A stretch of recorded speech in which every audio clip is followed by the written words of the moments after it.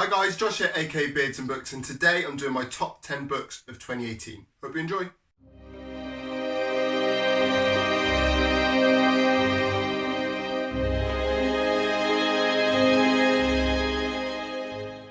So firstly, apologies in advance. I am a little bit bunged up and unwell at the moment, so if I sound a bit nasally and a bit off, that is why. Hopefully it won't affect the video too much.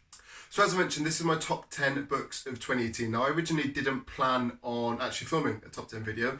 As you will most likely be aware, I had a bit of a break from Booktube and then I started again in 2019, so I thought I'd start fresh, but enough of you fine people asked for a top 10 video, so here we are. First up, and book number 10 is The Girl of All the Gifts by M.R. Carey. This is a book I've talked about a couple of times on various videos before, mainly because I think it's really underrated, criminally underrated in all honesty. M.R. Carey is a really good writer. I have to admit this is the only book of his so far that I've read. I have got The Boy on the Bridge, which is set in the same world, which I plan on reading, and I have planned on reading for about 6 months, so I will get to that soon. But for those of you that don't know, The Girl of All the Gifts is set in Britain, and it's set in a post-apocalyptic world where zombies essentially have taken over the world.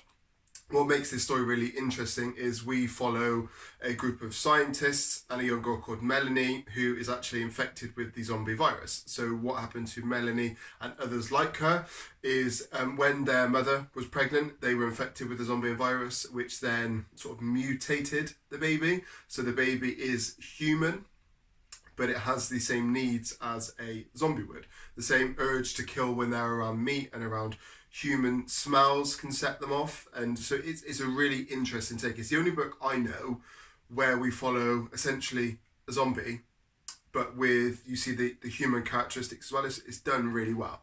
There's a great set of supporting characters. Miss Justineau, for one, is a really interesting character. She's the teacher, essentially, or one of the teachers in the scientist lab. So the kids are raised and taught like normal children, apart from the fact that they are segregated and they sleep in prison cells. So I suppose take from that what you will.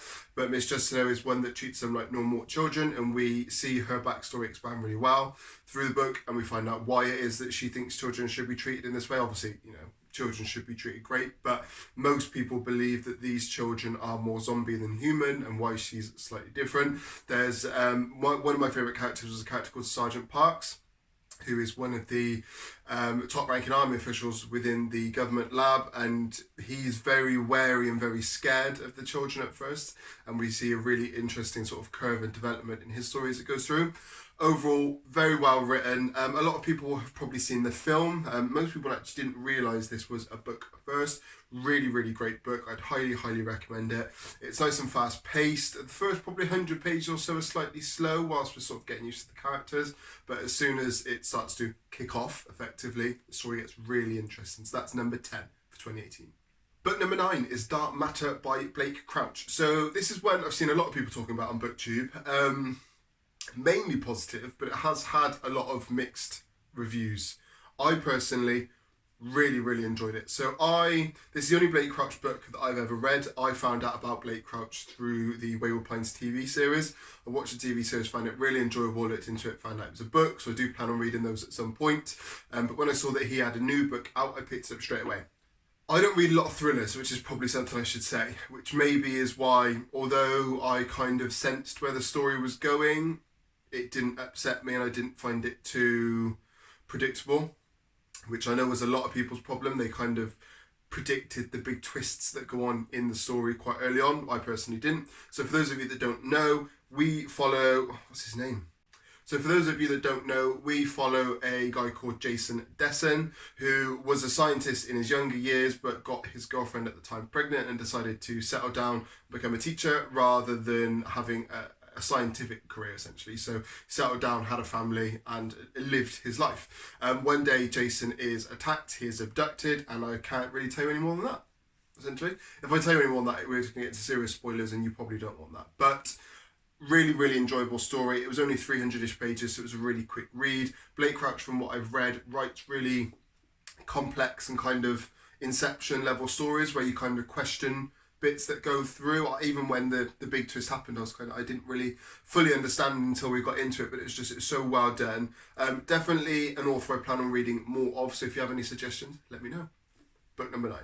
Book number 8 is The Knife of Never Letting Go by Patrick Ness, otherwise known as book number 1 in the Chaos Walking trilogy. So this is one, again, I've talked about a few times, that will be a running theme through this video.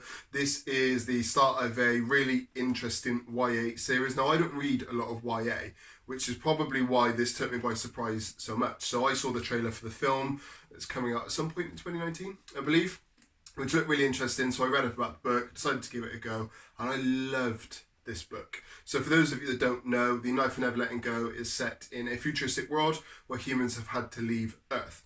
And as part of that, they've recolonized different planets. And the sciencey part of it's not really gone into, it's not really the nature of the story. But humans have recolonized different planets. We follow a young guy called Todd. I can't remember the name of the planet that they live on. I think they call it New Haven. That might just be the town though. But what's really interesting about the world that they live in is, firstly, it's only men in their village, which obviously is very odd considering Todd is a teenager and people have lived on this earth for many, many years. And 2, humans' thoughts, well, men's thoughts are projected out into the air. So whatever I would be thinking right now, you would be able to hear it, which, as I'm sure you can imagine, creates some pretty interesting sort of situations, things that men probably think, whether it's about someone's looks, whether it's about someone's weight, whatever it might be, how they could do something better is all projected out. And it's really, really interesting. The character of Todd especially, I loved. Patrick Ness is a writer that I really like, and I think what he does well with Todd is he creates a character that's very realistic. He's not with a lot of YA books, you'll read about this character who starts off as, you know, a farmer, and then he ends up being the only person that can save the world and here, there and everywhere. And there is elements of that in this story, as there is with anyone, but Todd feels like a very genuine, down-to-earth, normal character, especially at the start when stuff starts to happen. And then we are introduced to Viola, who obviously is a big surprise to Todd, who hasn't seen, I think, any women at the point that he meets her. And he has views formed in his head of the world around him and views on women that are based on what he's been told by other people. So it's really, really interesting. The dynamic and the relationship between the two is brilliant. It's genuinely one of the best relationships I personally have read, because it doesn't instantly dive into the kind of insta-love. They start off very much as people that rely on each other, they become friends, and then I haven't read book 3 in the series, but I have a feeling it will probably end up becoming at least slightly romantic. But yeah, Patrick Ness is brilliant. Definitely check this one out. Book number 8. Book number 7, rather fittingly, is The 7 Deaths of Evelyn Hardcastle, and this book this book blew my mind. So this is a debut book by an author called Stuart Turton, who is an author that I've spoke to a couple of times on Twitter, and he's a very, very nice, lovely bloke. So essentially, The 7 Deaths of Evelyn Hardcastle is a murder mystery, whodunit, set in Victorian Britain times with science fiction elements. I think that's about all of the different genres. So we follow a main character who is essentially trying to solve the death of Evelyn Hardcastle. This is no big spoiler, but the main character wakes up each day in a different body. And the really interesting part about that is each time he wakes up in a different body, he has that body's strengths and weaknesses. So there are certain characters where they're quite heavily overweight and maybe athletically aren't very capable, but they're incredibly intelligent. So he has to learn in the space of 24 hours how to utilize that person's strengths. There are other people maybe who are younger, more impulsive, more angry. So the main character feels that anger, which is ideal maybe when he's trying to get stuff done. And I don't mean that in a violent way, but in a determined way. But then he's also a character that struggles to mentally stay focused and stay on track. It's just so interesting. There were parts of the book where a certain character will be walking and something will happen, or they'll find something and you think, well, how did that get there? And 200 pages later, you realise that another character, also obviously as the main person, planted it there ready for the main character to find when he gets to that day. It's kind of Groundhog Day, mind trippy. It was fantastic. This, in the first 6 months of the year, was my book of the year. It probably should still be higher up, in all honesty. It's probably only because I read this earlier on in the year that I've put it lower down. But this is a book that I would recommend to absolutely everyone. It's extremely well written. It's very easy to follow, other than obviously the mind trippy parts, but they explain themselves out as the story goes. The author is working on another book which isn't related to this apparently. Again, speaking to him on Twitter, so he's hopefully an author that will become a big deal. He's personally one that I think definitely should. Book number 7. Book number 6, and the first of 2 Stephen King books in my top 10, and try and guess what the other ones are. And that's Mr. Mercedes. So Mr. Mercedes is the first book in a trilogy, which I think is called the Mr. Mercedes trilogy. And this was just brilliant. So you may or may not know, I did a Stephen King reading sort of challenge month back in 2018, because as an author, Stephen King's someone that I really enjoy, but I definitely haven't read as much of his books as I should. As you can see behind, the Stephen King collection is growing nicely, and I'm trying to read a lot more of his books, so I will probably do another challenge month at some point, so let me know if you want to join in on that. But I messed up badly with this trilogy. I picked up End of Watch, which is actually book 3 in the trilogy, and I read that first. So I read the ending of the trilogy before reading the first 2. Now, I didn't realise it was the final book until I was a good chunk in. There were hints, obviously, and the way that the characters were explained in certain parts of the story happened, it was very much like you were supposed to know what's happening. But I think from where I could work the story out enough, I kind of went with it, which was probably wrong on my part. But I got through it, really enjoyed it, wanted to go back and read the first 2. So I read Mr. Mercedes and Finders Keepers sort of towards the end of 2018. Loved them both, especially Mr. Mercedes. Now, Stephen King as an author is pigeonholed into horror all the time. And don't get me wrong, as a horror writer, he is fantastic. But as a writer in general, I think he's absolutely fantastic. This is more of a thriller.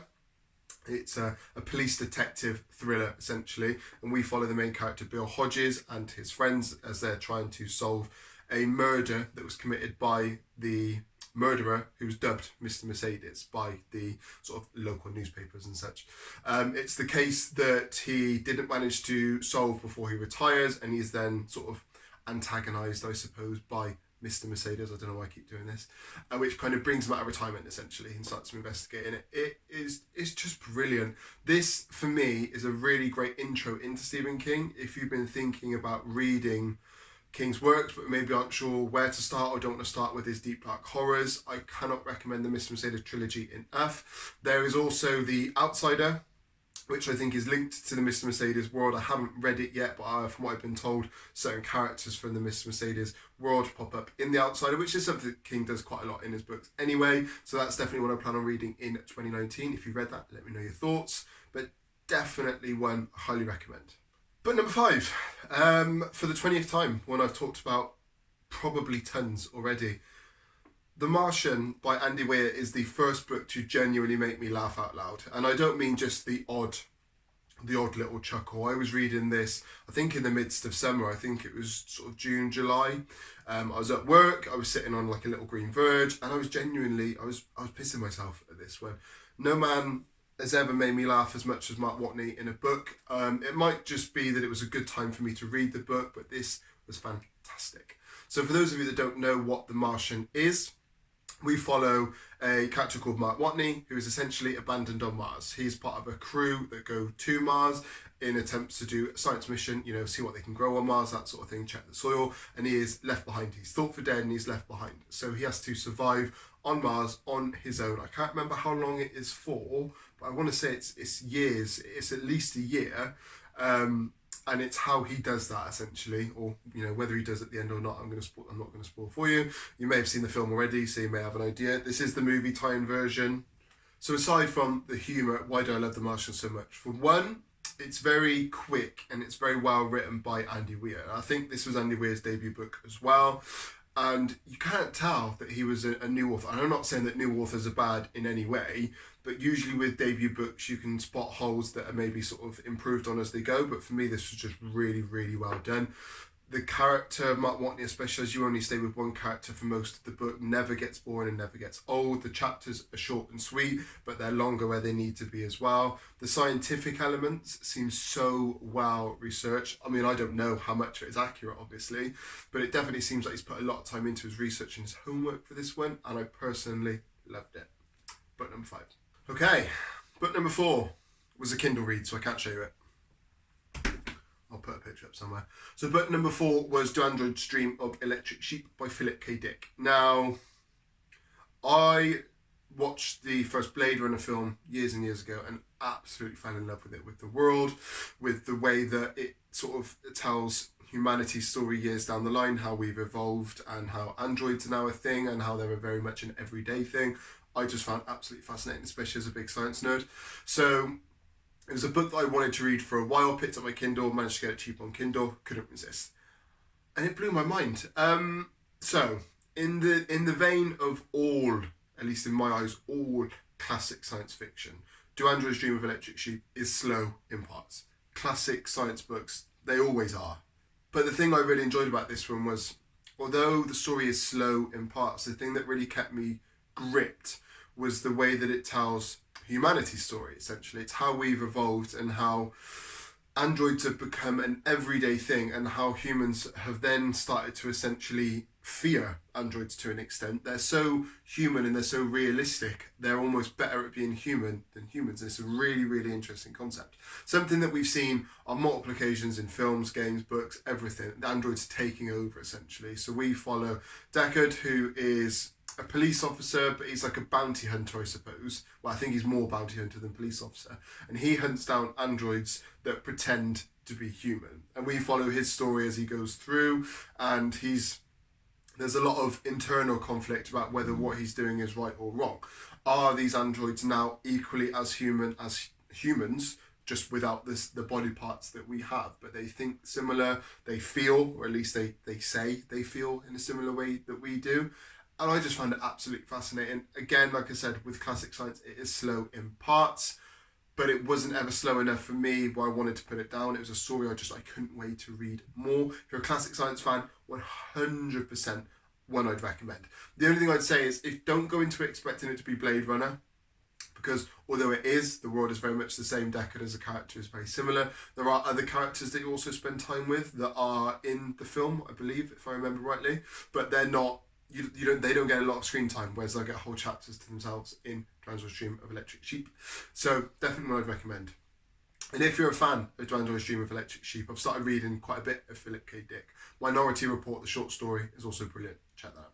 Book number 3 is To Kill a Mockingbird by Harper Lee. Now, I've talked about this one in a full review already, so I will leave a link above. I'm not going to go into it for too long, just purely because of that fact. I'm sure you want to skip to the Doc 2, but this book is absolutely beautiful. So, short version, we follow Scout and Jem Finch and their dad, Atticus Finch. Atticus Finch is a white lawyer in the deep south of America, set a long, long time ago, when racial segregation and equality was still a massive issue.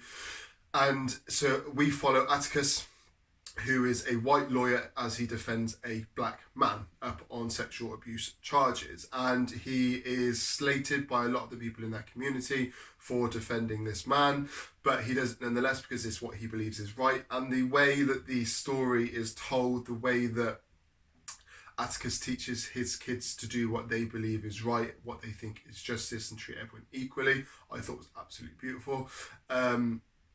I think this is a book that I think it was banned at one point, and I can see why, because obviously it is a very hard-hitting subject. It's a subject that I personally think the world still needs to work on, but I think the way that it is told in this story is just absolutely beautiful, and it's something that I took a lot away from this book in terms of just how we treat people as a world in general, which I just think is absolutely fantastic. I know there was a follow-up book. The name of it escapes me. Go Set a Watchman, I think it's called. But I haven't read it because from what I've read and from what I've seen, I don't think the author ever actually planned to publish it, or she died before it was finished. So I haven't read that. If it's worth it, let me know. But I think from what I've been told, it's definitely nowhere near as good as To Kill a Mockingbird. But this was just beautiful. Read it.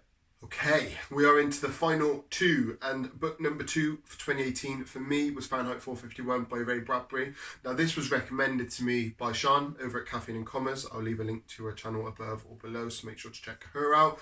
And I fell in love with this book.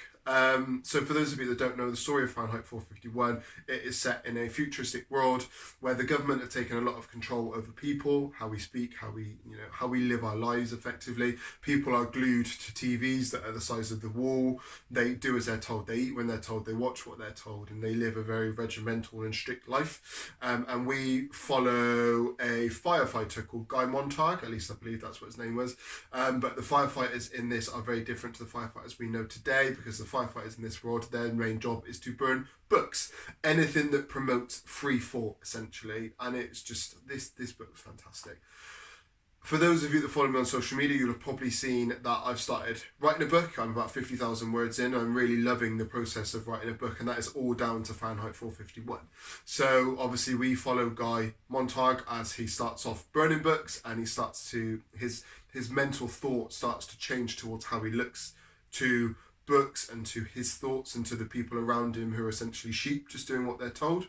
And I just think it's fantastically done. As someone who's an avid reader, I think I read 60 or 50 something books in 2018. I love books, obviously we all do, hence why we're here, but the way that the story is told for me was just absolutely beautiful. If you get this paperback version, or maybe any version, there's an excerpt at the end from Ray Bradbury where he talks about how he had the idea for the story, what motivated him, what gave him inspiration, how this initially started off as a short story. It is short anyway, it's only 200, I think it's literally just over 200 pages, but when he presented it to the publisher at the time, they asked him to extend it, hence why it's a 200-page book rather than a short story. And he just talks about how if we as readers don't read books, there's no need for firefighters because there's no books. We as readers, we tell our own stories in the way that we present these books, we tell other people about these books, and just the way that he talks about reading, about writing, about books in general, the love that he has for it was just really powerful for me. And it was at that point where I decided that I wanted to at least try and write a book. Whether it'll end up being any good or not, who knows? But I just think it's really powerful that a 200-page story, at least for me, made me feel that I need to, as cheesy as it sounds, do and give something back to books. I know that sounds really cheesy, but I suppose that is how I feel.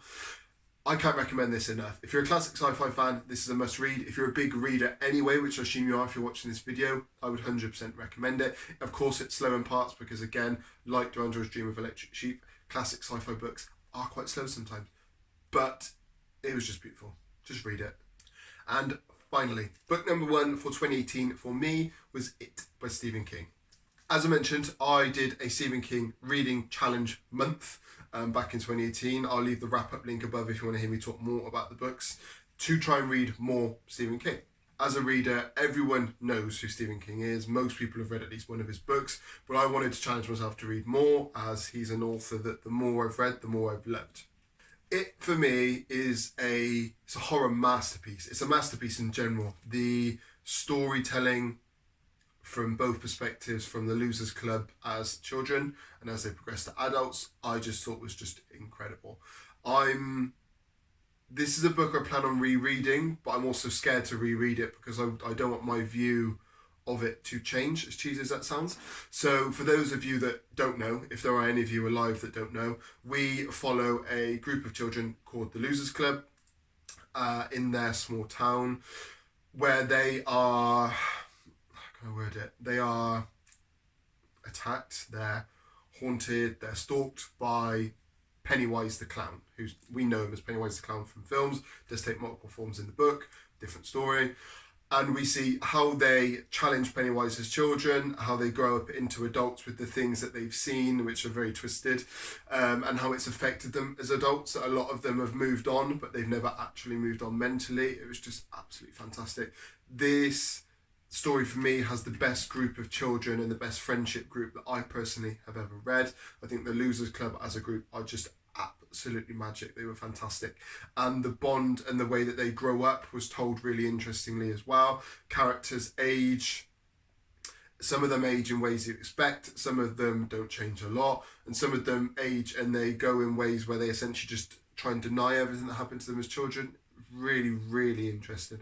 Pennywise the Clown, Pennywise as a bad guy is fantastic for me. I mean, I will stress to anyone that hasn't read the book, Pennywise the Clown is the main version we know from the films, but he isn't actually Pennywise the Clown for that much in the book. He does take on multiple forms. Just don't be disappointed if you go into it reading it. It doesn't take anything away from the story because each person sees their own version of hell and the things that scares them the most, which we do see in the new film, but I think a lot of people associate it with Pennywise, so forewarning.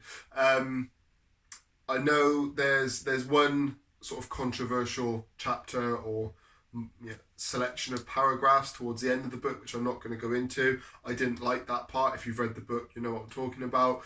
And mentally, did it change how I looked at them? Yes, to an extent. But for me, and a lot of people have varying views on this. Some people understand it or think they, understand why it was done. Others don't. I myself don't think it was needed, but we'll skip past that. This, I don't even know how to describe this book. It's an absolute masterpiece. There are very few books that I've read where I don't think there are anything that needs to be changed, but this is one of them. You have to read it if you haven't. If you're a horror fan, if you're not a horror fan, don't read it. It's a really big book. A lot of it is brutal, but it's done in just such a fantastic way that for me personally, I think it's a must read. Guys, thank you so much for watching this. I probably waffled on for a little bit longer than I thought to, so I will do my best to cut this video down. Please let me know what your favourite books of 2018 have been. Obviously, a lot of booktubers have been doing these, so I've probably seen your videos already, but if not, feel free to link them below so other people can see them. I hope you have a great day. I need a word for to know whether you got to the end or not. I'm not going to do a word this time. If you got to the end, tell me what you think of mint chocolate chip ice cream. I love mint chocolate chip ice cream, but a lot of people don't. What do you think? Speak soon.